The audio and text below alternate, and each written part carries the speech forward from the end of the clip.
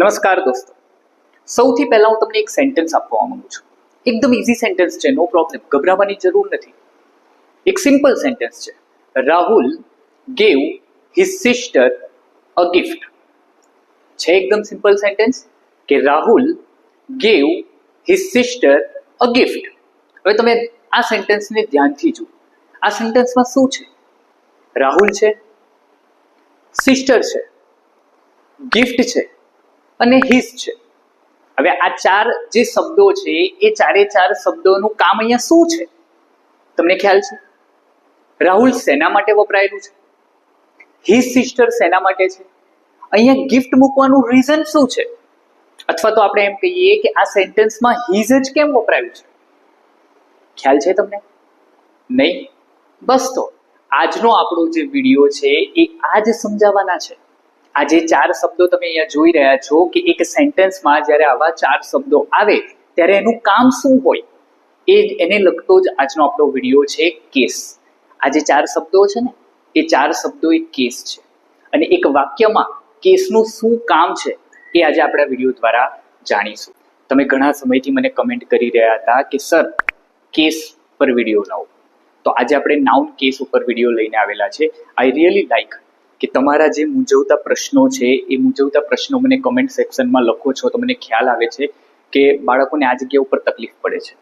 તો દરેકે દરેક એક્ઝામ માટે સૌથી મહત્વનો એવો કોઈ ટોપિક હોય તો એ છે નાઉન કેસ.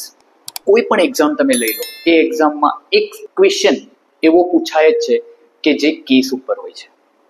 તો આજના આપણા આ વિડીયોમાં આપણે આના જ વિશે ચર્ચા કરવાના છે. તો ચાલો વધારે સમય બગાડતા નથી અને કરીએ વિડીયોની શરૂઆત. સિમ્પલ તમે જુઓ, નાઉન કેસ અહીંયા આપણે લખેલું છે. Noun case. કેસ એટલે શું? હું તમને ડિટેલમાં હમણાં સમજાવું છું. કેસ એટલે સંબંધ. કેસ એટલે શું થાય? સંબંધ. અહીંયા સમજવાનું છે નાઉન કેસ. હવે નાઉન કેસ મેં તમને શરૂઆતમાં જ કીધું કે દરેકે દરેક પરીક્ષામાં એક તો પ્રશ્ન આનો આવશે અને આવશે જ. એટલે આજના વિડીયોમાં આપણે એનો કન્સેપ્ટ સમજીશું, કેટલાક રૂલ્સ જોઈશું, કેટલીક ટ્રીક જોઈશું અને એક્ઝામને લગતા કેટલાક પ્રશ્નો, એ દરેકે દરેક વસ્તુ આમાં આપણે આવરી લેવાના છે. તો શરૂઆત કરીએ છીએ. ઓકે, સૌથી પહેલા તમને લખેલું છે વોટ ઇઝ નાઉન કેસ. જો અહીંયા what is noun case. Noun case એ શું છે? તો અહીંયા આપણને સમજાવે છે કે case shows the relationship of a noun or a pronoun with other words in a sentence. શું કહે છે? કેસનો મતલબ સમજો. કેસ એટલે પેલો કોર્ટમાં થતો કેસ નથી. અહીંયા એ યાદ રાખજો. કેસ એટલે શું છે? તો કે case shows the relation. Relation નો મતલબ શું થાય? તો કે સંબંધ. કોનો સંબંધ? તો કે of a noun or pronoun. Noun અને પ્રોનાઉન નો સંબંધ બતાવે. કોની સાથે બતાવે? તો કે with other words in a sentence. વાક્યમાં જે બીજા શબ્દો છે એ શબ્દો સાથે નાઉનનો એટલે કે નામનો અને પ્રોનાઉનનો એટલે કે સર્વનામનો, આ નામ અને સર્વનામનો સંબંધ એ બીજા વાક્યમાં બીજા જે શબ્દો છે એની સાથે શું સંબંધ છે એ દર્શાવવાનું કામ કોણ કરે છે? તો કે એ કેસ કરે છે. આઈ હોપ સો કે તમને એ તો ખ્યાલ હશે કે નાઉન કોને કહેવાય, પ્રોનાઉન કોને કહેવાય. કોઈ પણ વ્યક્તિનું નામ હોય એ નાઉન કહેવાય. નાઉનના પણ તમને ખ્યાલ હશે કે કેટલાક પ્રકાર છે, સર્વનામના પણ કેટલાક પ્રકાર આવે. ખ્યાલ છે ને? ઓકે, તો સિમ્પલ આપણે એમ સમજી લઈએ કે જે નાઉન અથવા પ્રોનાઉન, એ નાઉન અથવા પ્રોનાઉનનો સંબંધ વાક્યમાં રહેલા બીજા જે શબ્દો છે એની સાથે થતો હોય એને કહેવાય કેસ. હવે સિમ્પલ ભાષામાં સમજીએ તો શું કહેવા માંગે છે? It tells what role the noun is playing in the sentence. આખા સેન્ટેન્સમાં નાઉન, આખા વાક્યમાં નાઉન એ શું રોલ ભજવે છે એ બતાવવાનું કામ કોણ કરે છે? તો કે કેસ કરે છે. ખ્યાલ આવે છે? ઓકે, હવે કેટલાક પ્રકારના નાઉન છે એના વિશે ચર્ચા કરીએ. Types of noun. તમને પરીક્ષામાં કેટલા પ્રકારના નાઉન કેસ પૂછાય છે એના વિશે ચર્ચા કરીએ. સૌથી પહેલા નોમિનેટિવ કેસ. એક તો નોમિનેટિવ કેસ આવે, સેકન્ડ આવે ઓબ્જેક્ટિવ કેસ, એના પછી પોઝેસિવ કેસ, વોકેટિવ કેસ અને ડેટિવ કેસ. આ 5 પ્રકારના કેસ છે કે જેના વિશે આપણે આજે ચર્ચા કરવાની છે. નોમિનેટિવ કેસ સમજો. આ નોમિનેટિવ કેસ શું છે? Nominative case it means subjective case. શું કહેવાય એને? Subjective case. Clear? Objective case આવે, જેવો સબ્જેક્ટિવ કેસ આવે એવો ઓબ્જેક્ટિવ કેસ આવે. પોઝેસિવ કેસ જેને આપણે જીનેટિવ કેસ પણ કહી શકીએ છે. અને છેલ્લે અહીંયા જો વોકેટિવ કેસ છે, ડેટિવ કેસ છે. તો કે આ જે 5 પ્રકાર છે એ 5 પ્રકારને આજે આપણે ડિટેલમાં સમજવાના છે અને કઈ રીતે પરીક્ષામાં આપણે આઈડેન્ટિફાઈ કરવાનું છે એ ટ્રિક સહિત અહીંયા આપણે સમજીશું. ચાલો, સૌથી પહેલા નોમિનેટિવ કેસ ગણો, અથવા તો હમણાં જ તમને કીધું એને સબ્જેક્ટિવ કેસ ગણો. સબ્જેક્ટિવ કેસ, નોમિનેટિવ કેસ આ શું છે? તો કે when a noun or pronoun is used as a subject in a sentence is called subjective case. એકદમ ઈઝી છે. કેમ ઈઝી છે? સિમ્પલ સમજો કે જ્યારે નાઉન અથવા પ્રોનાઉન એ વાક્યમાં સબ્જેક્ટ તરીકે યુઝ થયું હોય ત્યારે એને સબ્જેક્ટિવ કેસ કહેવાય. ઓબ્વિયસ છે ને કે એક વાક્ય જ્યારે અંગ્રેજીમાં આપણે બનાવતા હોય ત્યારે એ વાક્યમાં એક સબ્જેક્ટ હોય, એક વર્બ હોય અને એક ઓબ્જેક્ટ હોય. તો જે સબ્જેક્ટ તરીકે જે નાઉન યુઝ થયું છે એ જ સબ્જેક્ટિવ કેસ કહેવાય અથવા તો નોમિનેટિવ કેસ કહેવાય. ઉદાહરણ જોઈએ. ઓકે, જો કેટલાક ઉદાહરણ આપણે અહીંયા જોવાના છે. ઉદાહરણ પહેલા એક ટ્રીક સમજી લેજો અને યાદ રાખવાની ટ્રીક શું છે? તો કે who is doing the action. સૌથી પહેલું, સૌથી મહત્વનું, તમારે સબ્જેક્ટિવ કેસ શોધવો છે તો તમારે એટલી જ વસ્તુ યાદ રાખવાની, who is doing the action. કાર્ય કોણ કરે છે? એ જે વાક્ય આપણને આપેલું છે એ વાક્યમાં કાર્ય કોણ કરે છે? જે કાર્ય કરતું હોય એ આપણું સબ્જેક્ટિવ કેસ છે. ફોર એન એક્ઝામ્પલ, વિધિ સોલ્વ ધ પ્રોબ્લેમ ક્વિકલી. હવે આ જે વાક્ય છે એ વાક્યમાં તમે નોર્મલી જો ડિવાઈડ કરો તો વિધિ એ સબ્જેક્ટ થાય, સોલ્વ એ વર્બ થાય, ધ પ્રોબ્લેમ એ ઓબ્જેક્ટ થાય. થઈ ગયું? વિધિ સોલ્વ ધ પ્રોબ્લેમ. તો આ વાક્યમાં કોણ પ્રોબ્લેમ સોલ્વ કરે છે? તો કે વિધિ પ્રોબ્લેમ સોલ્વ કરે છે.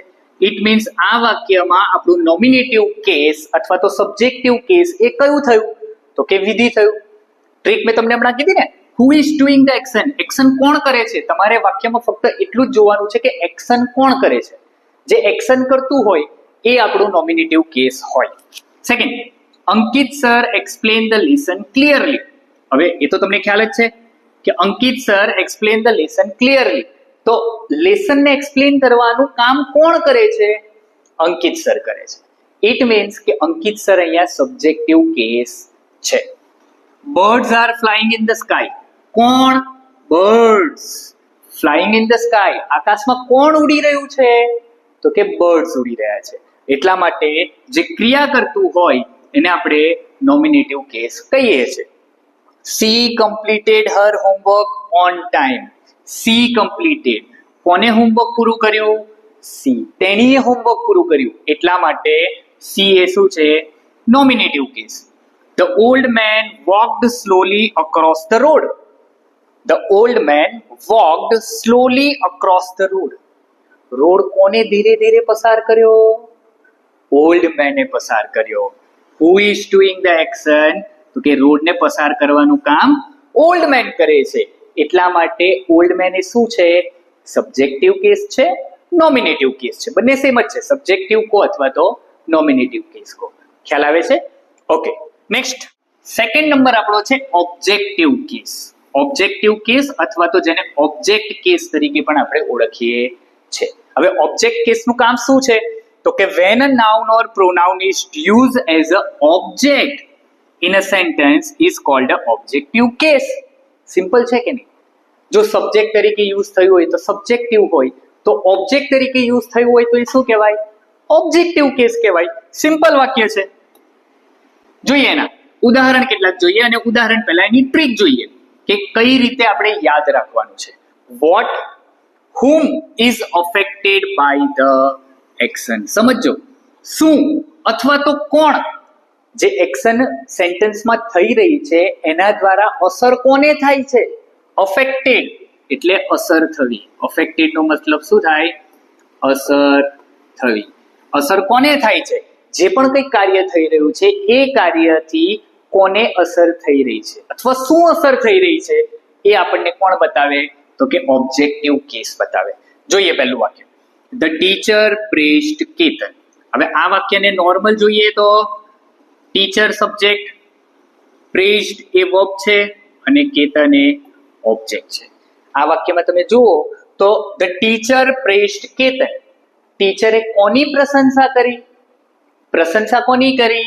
કેતનની કરી. તો અહીંયા કેતન એ શું છે? તો કે આપણું ઓબ્જેક્ટિવ કેસ છે. એ આપણો ઓબ્જેક્ટ છે વાક્યમાં, અને ઓબ્જેક્ટ જે વાક્યમાં હોય એને કહેવાય objective case. Trupti is reading a novel. કોણ નોવેલ વાંચી રહ્યું છે? તો કે તો તૃપ્તિ વાંચી રહી છે. હવે તૃપ્તિ જો નોવેલ વાંચી રહી હોય તો એ તો નોમિનેટિવ કેસ થયું ને, કારણ કે સબ્જેક્ટ કોણ છે? તૃપ્તિ છે. Okay, Tripti is reading novel. Tripti શું વાંચી રહી છે? અસર થાય છે નોવેલ. તો નોવેલ આપણું શું છે? ઓબ્જેક્ટ છે. અને નોવેલ ઓબ્જેક્ટ છે, ઇટ મીન્સ એ ઓબ્જેક્ટિવ કેસ છે. I met him yesterday. I met him yesterday. I met him. હું કોને મળ્યો? હિમ. તો હિમ એ મારું શું છે? ઓબ્જેક્ટ છે. એટલા માટે એ ઓબ્જેક્ટિવ કેસ. ક્લિયર? ખ્યાલ આવે છે? They invited their friends to the party. હવે they શું છે? તો કે એ તો નોમિનેટિવ કેસ છે. their friend કોને ઇન્વાઇટ કર્યા? whom. આ એક્શન દ્વારા કોને અસર થાય છે? તો કે their friends. તો their friends એ અહીંયા શું છે? તો કે એ ઓબ્જેક્ટ છે. the police caught the thief. પોલીસે કોને પકડ્યા? એમ કહેવાય ને, પકડવાનું કામ કોણ કરે? પોલીસ. ઓકે, જો પોલીસ એ પકડવાનું કામ કરતી હોય તો પોલીસ તો નોમિનેટિવ કેસ થયું, સબ્જેક્ટિવ કેસ થયું. પોલીસે કોને પકડ્યા? થીફને પકડ્યા. તો થીફને પકડ્યો હોય તો થીફ એ ઓબ્જેક્ટ થયું, અને જે ઓબ્જેક્ટ હોય એ આપણો ઓબ્જેક્ટિવ કેસ કહેવાય. That is that simple. તમે જુઓ, આ એટલું સિમ્પલ છે. તમને ચા બનાવતા આવડે? જો તમને ચા બનાવતા આવડતું હોય તો આવડી જાય. કેમ આવું કેમ કહો છો સર? ચા બનાવતા આવડતું હોય તો આવડી જાય? Yes, it is as simple as making a T. ચા નાખો, ખાંડ નાખો, પાણી નાખો. પાણી નહીં નાખતા, પાણી નહીં નાખતા. બસ, તો જે ચા છે, પાણી છે, આ બધું તમે નાખીને ચા બનાવો ને, એના જેટલું સિમ્પલ છે કે જેને વાક્યમાં સબ્જેક્ટ ઓળખતા આવડતું હોય, ઓબ્જેક્ટ ઓળખતા આવડતું હોય, વર્બ ઓળખતા આવડતું હોય, એના માટે બહુ ઇઝી છે સબ્જેક્ટ અને ઓબ્જેક્ટ. એટલે કે નોમિનેટિવ કેસ અને ઓબ્જેક્ટિવ કેસ. હવે ધ્યાન આપજો. Possessive case. પોઝેસિવ કેસ પહેલા બે તો બહુ ઇઝી હતા. સબ્જેક્ટિવ કેસ આવડી ગયું, નોમિનેટિવ કેસ આવડી ગયું, ઓબ્જેક્ટિવ કેસ આવડી ગયું. હવે પોઝેસિવ કેસ. પોઝેસિવ કેસને શું કહેવાય? જીનેટિવ કેસ પણ કહેવાય. યાદ રાખજો, આ જીનેટિવ કેસ પણ પરીક્ષામાં પૂછાઈ શકે, અથવા પોઝેસિવ કેસ પણ પૂછાઈ શકે. શું કહેવા માંગે છે? when a noun or pronoun is used to show ownership or possession in a sentence, it is called the possessive case. શું કહે છે? કે જ્યારે નાઉન અથવા તો પ્રોનાઉન એ વાક્યમાં કોઈકની ઓનરશિપ, ઓનરશિપ એટલે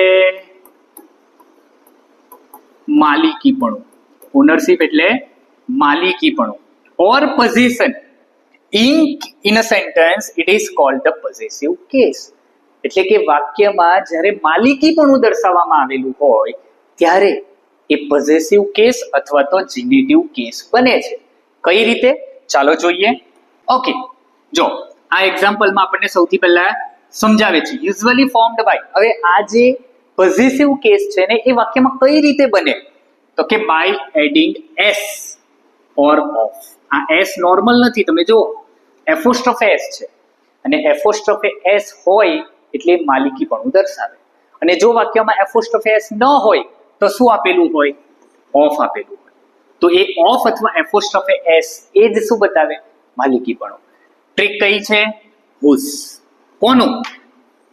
વાક્યમાં જે વસ્તુ દર્શાવેલી છે એ વસ્તુ કોના માલિકીની છે એ આપણે જાણવાનું છે. This is Viha's bicycle. તમે જુઓ, this is Viha's bicycle. Apostrophe S છે અહીંયા. હવે આ જે એપોસ્ટ્રોફે એસ છે એ એપોસ્ટ્રોફે એસ ને તમે જુઓ એટલે તમને ખ્યાલ આવી જ જવો જોઈએ કે આ પોઝેસિવ કેસ છે. કારણ કે વાક્યમાં જ્યારે એપોસ્ટ્રોફે એસ અને ઓફ આવે ત્યારે જ એ પોઝેસિવ કેસ બને છે. This is Viha's bicycle.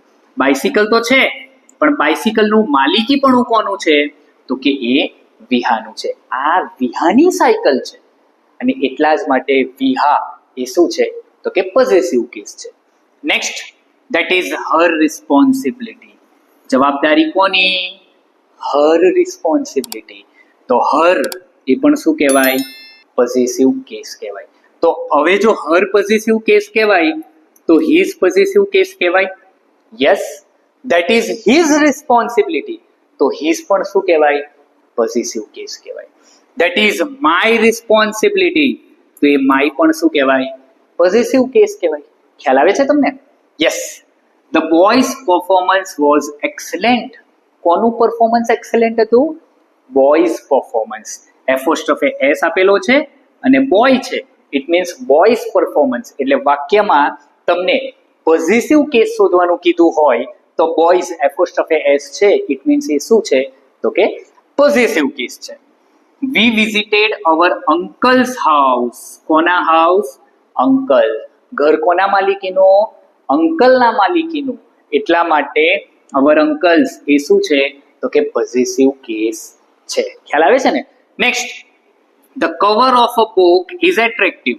cover of the book. મેં કીધું ને, કાં તો તમારે એપોસ્ટ્રોફી એસ વાપરવાનો અથવા તો ઓફ વાપરવાનો. તમારે વાક્ય બનાવવાના નથી, તમારે તો ફક્ત આઈડેન્ટિફાઈ કરવાના છે પરીક્ષામાં. તો જ્યારે તમને એપોસ્ટ્રોફી એસ દેખાય અથવા તો ઓફ દેખાય ત્યારે એ શબ્દ એ શું હશે? તો કે પોઝેસિવ કેસ હશે, જીનેટિવ કેસ હશે. ખ્યાલ આવે છે? યસ. ચાલો આગળ જોઈએ. વોકેટિવ કેસ. નેક્સ્ટ કેસ કયો છે? વોકેટિવ કેસ, અથવા એ કેસને આપણે અડ્રેસિંગ કેસ તરીકે પણ ઓળખીએ છીએ. અડ્રેસિંગ, અડ્રેસિંગ એટલે બોલાવવું, હે ને? ટુ સમન સમવન, કોઈકને બોલાવવું. તો અહીંયા લખે છે when a noun is used to address or to call someone in a sentence, it is called the vocative case. અને બહુ ધ્યાનથી સમજજો, કારણ કે વોકેટિવ કેસનું એક જ સેન્ટેન્સ તો તમને જોવા મળી જ જશે. હવેના પછીના બંને કેસ બહુ મહત્વના છે. વોકેટિવ કેસ, નોર્મલ સેન્ટેન્સ અને વોકેટિવ કેસના સેન્ટેન્સમાં બંનેમાં ફરક છે, ખાસ સમજજો. સિમ્પલ હું તમને અહીંયા એક જ ઉદાહરણ તમને સૌથી પહેલા આપી દઉં. જોઈએ. Priya comes here. હવે મને એમ કહો કે આ વાક્યનું આપણે અનુવાદ કરીએ, ગુજરાતી કરીએ તો શું થાય? પ્રિયા અહીંયા આવે છે, બરોબર ને? Priya comes here. આ તો એક નોર્મલ સેન્ટેન્સ છે. ઓકે, હવે તમે આ જુઓ. Priya come here. આ બંને વાક્યમાં ફરક તમે જુઓ. એક આ છે એ સિમ્પલ સેન્ટેન્સ છે. સેકન્ડ સેન્ટેન્સ છે પ્રિયા, પછી કોમા મૂકેલું છે. પ્રિયા, તમે જુઓ આ છે કોમા. Priya come here. આનો મતલબ શું થયો? પ્રિયા કમ હિયર, અહીંયા આવો. તમે કોઈકને એડ્રેસ કર્યું, કોઈકને બોલાવ્યા, તો એના માટે શું કર્યું તમે? પ્રિયા પછી શું મૂક્યું? કોમા મૂક્યું. બસ. આ જ્યારે વાક્યમાં આ રીતે કોમા આવે ને ત્યારે વોકેટિવ કેસ આવે. શું આવે? વોકેટિવ કેસ. હવે નોર્મલ તમે વાક્ય જુઓ, પ્રિયા કમ્સ હિયર, તો પ્રિયા તો શું છે? કે આ તો નોમિનેટિવ કેસ છે, આ તો સબ્જેક્ટિવ કેસ કહેવાય ને.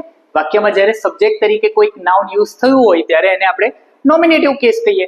બટ અહીંયા પ્રિયા પછી કોમા છે, ઇટ મીન્સ કે આ કયો કેસ છે? તો કે વોકેટિવ કેસ છે. ખ્યાલ આવે છે? યસ. ચાલો નેક્સ્ટ જોઈએ એમાં કેટલાક ઉદાહરણ. Okay, who is being called or addressed? Trick છે આપણી.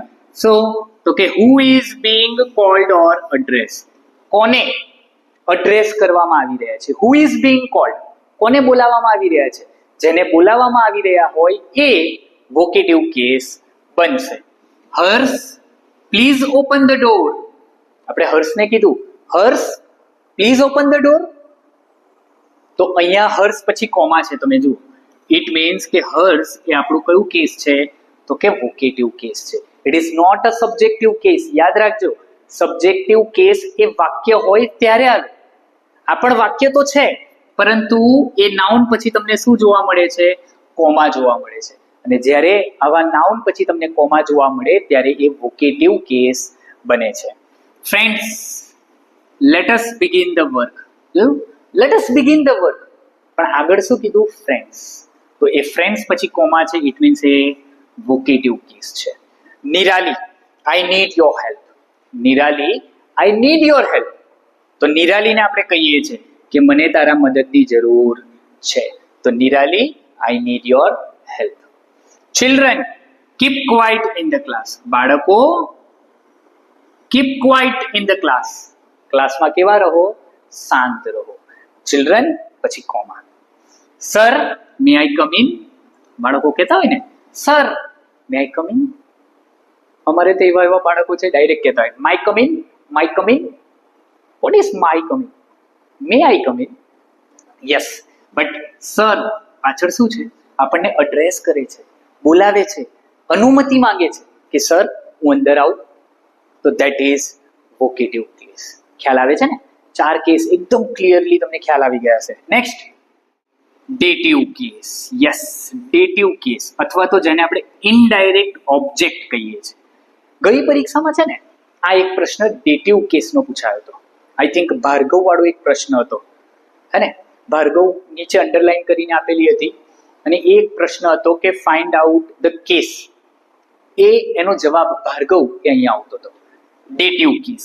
ડેટિવ કેસ એ શું છે? તો કે ઇનડાયરેક્ટ ઓબ્જેક્ટ છે. હવે ઇનડાયરેક્ટ ઓબ્જેક્ટ, હવે ખાસ સમજો, અહીંયા આ વસ્તુ સમજવાની છે. આપણે એક ઓબ્જેક્ટિવ કેસ શીખીને આવ્યા છે અને હવે શીખવા જઈ રહ્યા છે ડેટિવ કેસ. હવે હું તમને સિમ્પલ કહું ને, જે ઓબ્જેક્ટિવ કેસ છે ને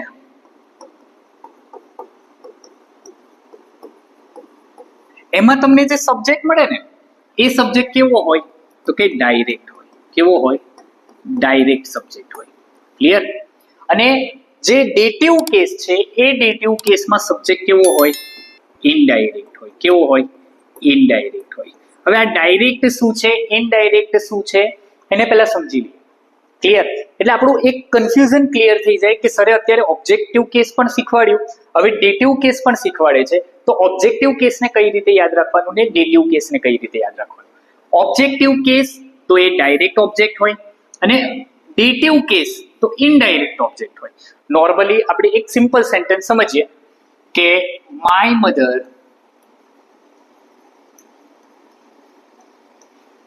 ગેવ મી a rupee. બરોબર? માય મધર ગેવ મી અ રૂપી. ઓકે, હવે અહીંયા તમે જુઓ તો માય મધર એ શું છે? તો કે માય મધર એ તો સબ્જેક્ટ છે, ગેવ એ વર્બ છે, મી એ ઓબ્જેક્ટ છે અને અ રૂપી એ પણ શું છે? ઓબ્જેક્ટ છે. બે ઓબ્જેક્ટ છે. તમે જુઓ, મી પણ ઓબ્જેક્ટ છે, અરૂપી પણ ઓબ્જેક્ટ છે. હવે તમારે શોધવાનું છે એક ડાયરેક્ટ ઓબ્જેક્ટ અને ઇનડાયરેક્ટ ઓબ્જેક્ટ. ડાયરેક્ટ ઓબ્જેક્ટ કયો, ઇનડાયરેક્ટ ઓબ્જેક્ટ કયો, એ અહીંયા સમજો. હવે હું તમને ઓબ્જેક્ટ એમ કહું કે ઓબ્જેક્ટ બે પ્રકારના આવે. કેટલા પ્રકારના? બે પ્રકારના ઓબ્જેક્ટ આવે, એક અને એક બે. Direct object, indirect object. સમજો, એક મેઇન ઓબ્જેક્ટ કહેવાય. એક શું કહેવાય? Main object. અને બીજો કહેવાય સબઓર્ડિનેટ ઓબ્જેક્ટ. સમજો, એક મેઇન ઓબ્જેક્ટ, એક subordinate object. Subordinate object it means સહાય કરનાર, બરોબર? અને મેઇન એટલે કે મુખ્ય. હવે મેઇન ઓબ્જેક્ટ કયા હોય? તો કે મેઇન ઓબ્જેક્ટ હોય એ નિર્જીવ હોય. શું હોય? નિર્જીવ. અને સબઓર્ડિનેટ ઓબ્જેક્ટ એ કેવા હોય? તો કે સજીવ. હવે તમે આ વાક્ય જુઓ તો આ વાક્યમાં નિર્જીવ વસ્તુ કઈ? મી કે અરૂપી? ઓબ્વિયસ છે યાર, એક રૂપી. અરૂપી એ નિર્જીવ કહેવાય. ઇટ મીન્સ કે આ આપણો શું થયો? મેઇન ઓબ્જેક્ટ થયો. અને નિર્જીવ એ થઈ ગયું. તો સજીવ શું છે? તો કે મી સજીવ છે, તો એ આપણું શું થયું?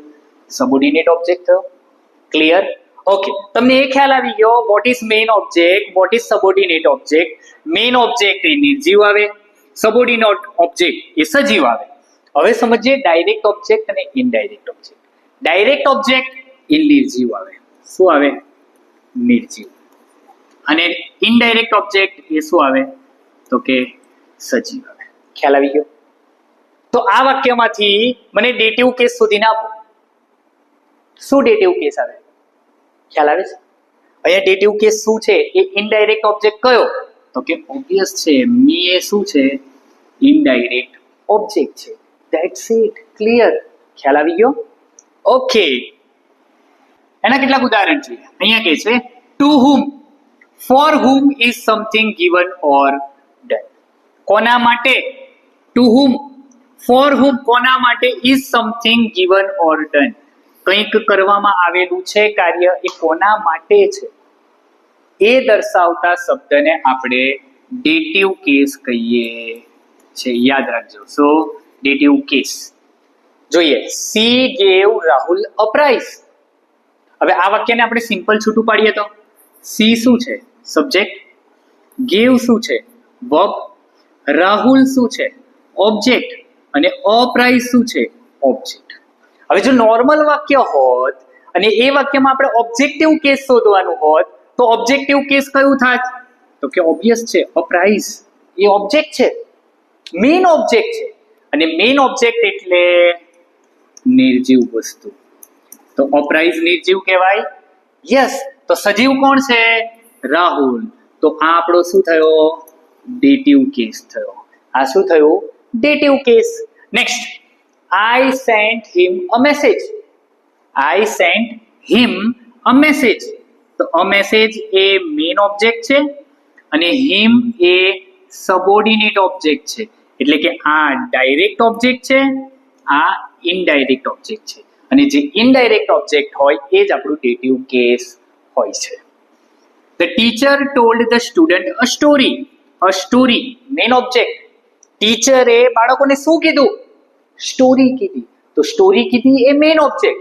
કોને કીધી? તો કે બાળકોને કીધી.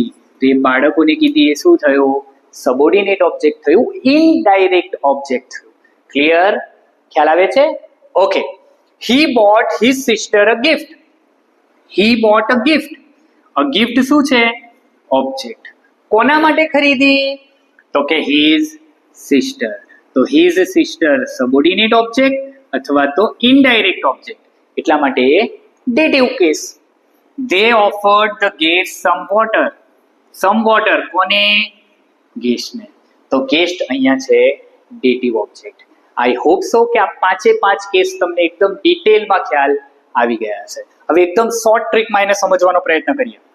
Exam tip very important. પરીક્ષામાં તમારે યાદ રાખવા માટે શું કરવાનું છે? સિમ્પલ યાદ રાખી લો. નોમિનેટિવ કેસ ક્યારે બને?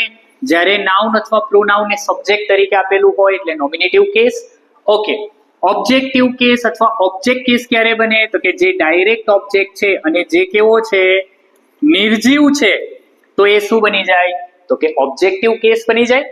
પોઝેસિવ કેસ એટલે કે ઓનરશિપ આપેલી હોય, માલિકીપણું આપેલું હોય, એપોસ્ટ્રોફે એસ આપેલો હોય અથવા તો ઓફ આપેલું હોય તો એ કયો કેસ બને છે?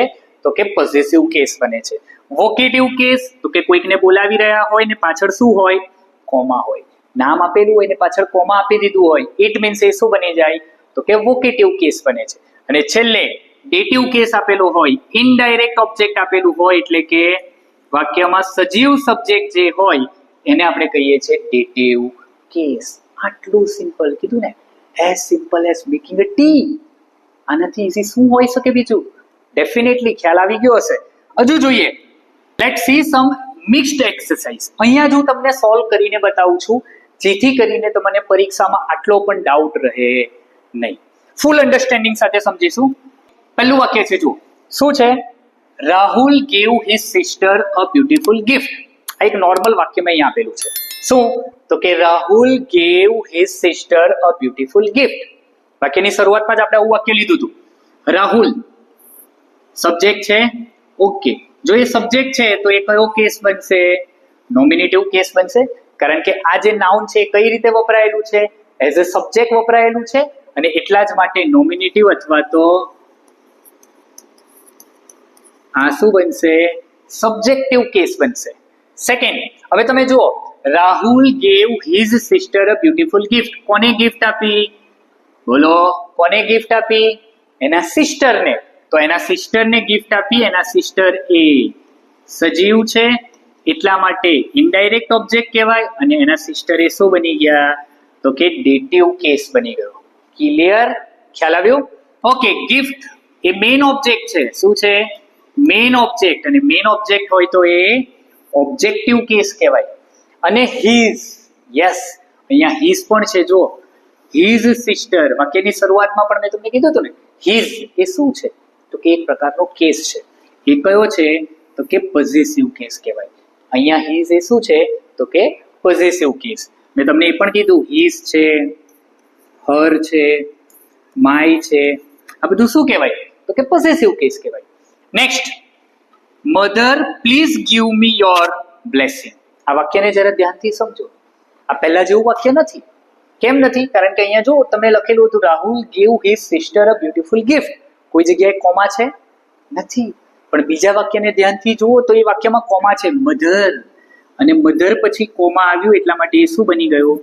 વોકેટિવ કેસ. એ કયું કેસ બને છે? વોકેટિવ કેસ બને છે. યસ, પ્લીઝ ગીવ મી, મને આપો. તો જો બ્લેસિંગ એ મેઇન ઓબ્જેક્ટ અને મી એ સબોર્ડિનેટ ઓબ્જેક્ટ એટલે કે ઇનડાયરેક્ટ ઓબ્જેક્ટ. બ્લેસિંગ એ મેઇન ઓબ્જેક્ટ છે એટલે આ ઓબ્જેક્ટિવ કેસ થશે, અને મી એ સબોર્ડિનેટ ઓબ્જેક્ટ છે, સજીવ છે, એટલા માટે શું થશે તો કે એ થશે ડેટિવ કેસ. શું થશે? ડેટિવ કેસ. બ્લેસિંગ જો ઓબ્જેક્ટિવ થઈ ગયું અને યોર વધ્યું, જેવું અહીંયા હીઝ હતું એ પોઝેસિવ હતું, તો એ જ રીતે અહીંયા યોર બ્લેસિંગ, કોના બ્લેસિંગ? મધરના બ્લેસિંગ. તો યોર એટલે શું થશે? અહીંયા પોઝેસિવ કેસ થશે. ક્લિયર થાય છે? આઈ હોપ સો કે તમારા જે ડાઉટ હતા એ અહીંયા સુધી તો બધા ક્લિયર થઈ ગયા હશે. નેક્સ્ટ ઉદાહરણ જોઈએ.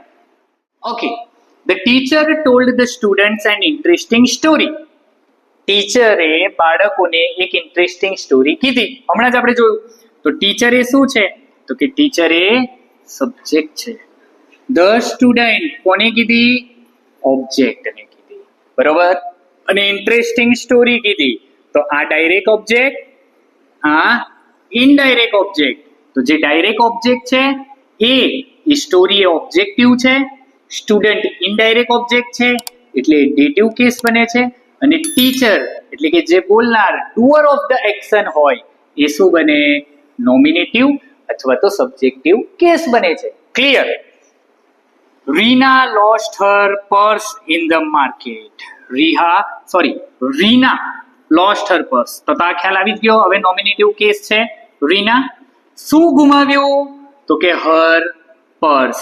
હર એ શું છે તો કે એ પોઝેસિવ છે. હવે રીના લોસ્ટ હર પર્સ. હર પર્સ ઓબ્જેક્ટ કહેવાય.